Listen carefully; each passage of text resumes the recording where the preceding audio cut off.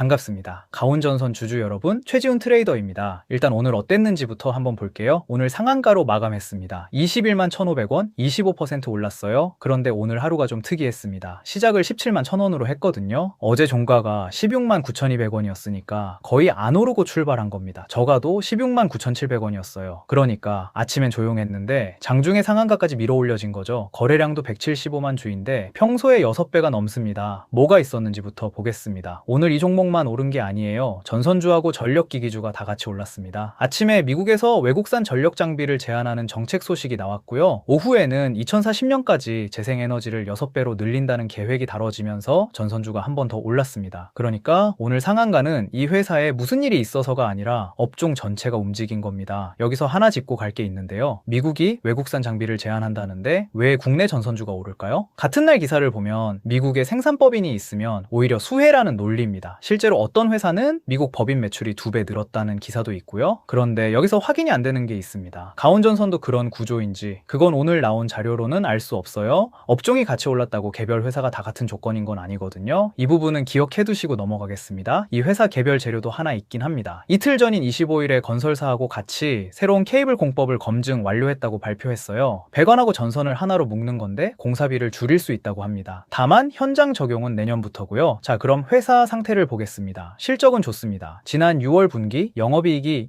265억인데 작년 같은 분기가 75억이었어요. 3배가 넘게 늘어난 겁니다. 영업이익률도 4%대에서 8%대로 올라왔고요. AI 데이터 센터가 늘어나면서 전기 수요가 커지고 있는데 그게 전선 수요로 이어지고 있는 겁니다. 수주잔고가 쌓이고 있다는 기사도 같이 나오고 있어요. 여기까지가 회사 상태였고요. 끝까지 보시기 전에 하나만 부탁드리자면 구독과 좋아요 눌러주시면 영상 만드는데 도움이 됩니다. 자, 여기서부터가 오늘 핵심인데요. 이 상태에서 주가가 어떻게 매겨져 있는지 같이 보시죠. PER이라는 게 있습니다. 지금처럼 벌어서 주가만큼 벌려면 몇 년 걸리는지 보는 건데요. 이 회사가 67배입니다. 같은 업종 평균은 17배예요. 4배 가까이 높습니다. 실적이 좋아진 건 맞는데 그것보다 주가가 훨씬 많이 올랐다는 뜻이죠. 실제로 작년 이맘때 3만 원이 안 됐던 주식이 지금 21만 원입니다. 7배가 넘게 올랐어요. 여기서 하나 더 말씀드릴 게 있는데요. 이 종목은 목표 주가가 없습니다. 증권사 투자 의견도 없고요. 분석하는 증권사가 한 곳도 없다는 뜻입니다. 이게 중요한 이유가 있어요. 지금까지 다른 종목들은 증권사가 얼마로 보는지 비교해 볼 수 있었거든요. 그런데 이 종목은 그 기준선 자체가 없습니다. 위쪽 가격이 적당한지 판단할 외부 근거가 없다는 얘기예요. 외국인 지분율도 4.14%밖에 안 됩니다. 아주 낮은 편이에요. 여기까지가 회사와 평가액이었고요. 이제 돈이 어떻게 오갔는지 보겠습니다. 여기가 오늘 제일 눈여겨볼 부분인데요. 오늘 개인이 13만 4천 주를 샀습니다. 그런데 외국인은 12,000주를 팔았고 기관도 1,000주 넘게 팔았어요. 그러니까 오늘 상한가는 개인이 만든 겁니다. 거래원을 봐도 매수 1위가 키움증권이고요. 외국인 지분율도 어제 4.19%에서 오늘 4.14%로 오히려 내려갔습니다. 상한가인데 외국인 비중은 줄어든 거예요. 자, 이제 오늘 영상에서 제일 중요한 파트입니다. 차트랑 매물대를 보겠습니다. 먼저 차트부터요. 5월 13일에 35만 2,870원까지 갔었고 지금 21만 1,500원이에요. 고점에서 40% 빠진 자리죠. 그런데 8월 흐름이 아주 험했습니다. 8월 5일에 6% 빠지고 13일에 7% 올랐다가 21일에 8% 넘게 빠졌어요. 그러다 오늘 25%입니다. 시가총액이 4,443억인데 이 정도 규모에서 이렇게 움직이는 건 흔한 일이 아닙니다. 이제 매물대를 볼게요. 매물대는 어느 가격대에서 거래가 많았는지 보는 건데요. 그 가격에 물량 들고 있는 사람이 많다는 뜻이라 저항이 되기도 하고 지지가 되기도 합니다. 오늘 기억하실 가격은 두 개예요. 첫 번째 21만 9,438원. 지금 계신 자리가 18만 7,948원에서 21만 9,438원 사이인데요. 여기 물량이 16.8%입니다. 꽤 두꺼운 편이에요. 그리고 오늘 상한가가 21만 1,500원이니까 이 구간 안에 있습니다. 21만 9,438원을 넘어야 다음 구간으로 가는데 그 위는 5%로 얇아집니다. 두 번째 18만 7,948원. 지금 구간의 바닥이에요. 여기가 뚫리면 아래는 12.2%가 받쳐줍니다. 그런데 진짜 두꺼운 건 따로 있어요. 3만 원에서 6만 원 사이에 36.4%가 몰려 있습니다. 전체 물량의 3분의 1이 넘어요. 작년에 그 가격대에서 시장에서 아주 오래 거래됐거든요. 작년 10월 저점이 29,230원이었으니까요. 거기서 7배가 오른 겁니다. 그러니까 아래쪽 지지는 확실한데 너무 멀어요. 지금의 4분의 1 수준이거든요. 차트와 매물대는 확률적 관찰이지 결정론적 예언이 아닙니다. 여기까지가 구조였고요. 그럼 이 흐름을 깨뜨릴 만한 게 있다면 뭘까요? 들고 계신 분들께는 반가운 얘기가 아닐 수도 있는데요. 가장 먼저 짚을 건 시장 경보입니다. 이 종목이 올해 5월에 투자 위험 종목까지 갔었습니다. 시장 경보 단계 중에 거의 마지막이에요. 5월 26일에 해제됐고요. 그런데 7월 1일에 또 투자 경고 지정 예고를 받았습니다. 오늘 상한가를 갔으니까 다시 붙을 가능성이 있어요. 투자 경고로 지정되면 신용거래가 제한되고 그 뒤에도 급등이 이어지면 거래가 정지될 수 있습니다. 두 번째는 아까 말씀드린 확인 안 된 부분이에요. 미국 정책이 이 회사한테 실제로 도움이 되는지 그게 아직 안 나왔습니다. 업종이 같이 올랐다고 개별 회사 사정이 다 같은 건 아니거든요. 세 번째는 수급입니다. 오늘 산 게 개인이에요. 외국인하고 기관은 팔았고요. 한쪽 힘만으로 올라간 자리는 그 힘이 빠지면 되돌리기도 빠릅니다. 이제 앞으로 어디로 갈지 두 갈래로 그려볼게요. 먼저 위쪽부터요. 21만 9,438원을 넘어서면 그 위가 5%로 얇아서 빠르게 갈 수 있는 구조입니다. 다만 조건이 있어요. 외국인이나 기관이 같이 들어와야 합니다. 반대로 아래쪽은 18만 7,948원이 첫 지지인데요. 오늘 시가가 17만 1,000원이었잖아요. 그러니까 이 아래로 밀리면 오늘 오른 걸 그대로 반납하는 셈입니다. 둘 다 가능한데 지금은 조심스러운 쪽이 조금 더 설명이 되긴 합니다. 오늘 산 게 개인 혼자거든요. 다만 내일 외국인이 순매수로 들어오면 저는 생각을 바꿀 겁니다. 어느 하나로 확정 짓지 마시고 양쪽 다 대비하시는 게 원칙이에요. 오늘은 여기까지 보겠습니다. 그리고 혹시 다음에 뜯어봤으면 하는 종목 있으시면 댓글로 남겨주세요. 반영해서 만들어 보겠습니다. 자, 마무리하겠습니다. 오늘 상한가는 업종이 같이 오른 겁니다. 미국 정책하고 재생에너지 계획이 전선주 전체를 밀어 올렸어요. 그런데 그게 이 회사 실적으로 이어지려면 확인돼야 할 게 남아 있습니다. 그리고 오늘 산 건 개인이었고요. 그럼 제가 틀렸다는 건 뭘 보면 알 수 있을까요? 이 회사가 미국 정책과 관련된 계약이나 수주를 실제로 공시하고 외국인이 들어오는데도 주가가 18만 7,948원 아래로 밀린다면 그땐 제 해석을 다시 봐야 합니다. 오늘 하나만 기억하신다면 이겁니다. 업종이 같이 올랐을 때는 그 재료가 내 종목에도 해당되는지를 따로 확인해 봐야 합니다. 같은 업종이라도 회사마다 사정이 다르거든요. 그래서 이런 종목은 뉴스보다 공시를 보시는 게 나아요. 전자공시에서 단일 판매, 공급, 계약 체결 이 항목입니다. 기대가 실제 계약으로 바뀌는지가 거기 나옵니다. 자료 필요하신 분들 계실 텐데요. 오늘 못 담은 것들 좀 정리해뒀습니다. 공시 어디서 보는지, 매물대 구간별 수치 이런 것들이요. 010-4279-3579로 가온 전선 이렇게만 보내주시면 정리해서 보내드리겠습니다. 오늘도 봐주셔서 감사합니다. 다음 영상에서 뵙겠습니다.